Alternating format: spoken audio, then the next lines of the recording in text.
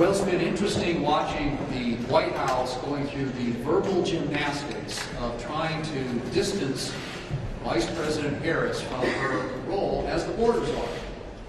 What the White House is now saying is that her responsibility was dealing with the root causes of the border.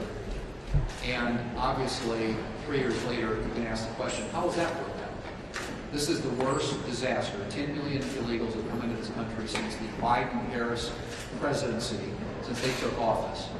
And if you look at just the number of people who are coming into the country on the terrorist watch list, that's now approaching 400 people. This is a national security threat, a national security crisis, and it has been an absolute, utter, and abysmal failure on behalf of the Biden-Harris administration. The real important part of leadership is taking responsibility and finding solutions, neither of which they're willing to do on this issue. The Vice President is scheduled to go to Texas tomorrow, but I don't have any expectation that she's going to go down to the southern border and look at the problems that have been created by their policies.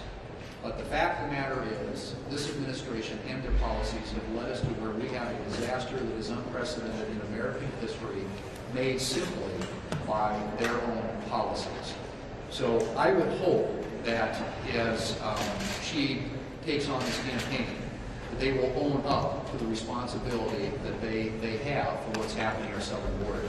And honestly, I have to say, I think that Vice President Harris, when it comes to matters of national security, and specifically the border, is more dangerous and worse than President Biden. And you could see that on display last week in the awkward way that she dealt with Prime Minister Netanyahu when he was here. This is a team and a vice president who has projected weakness on the global stage, and we are seeing the results and effects of that all around the world today.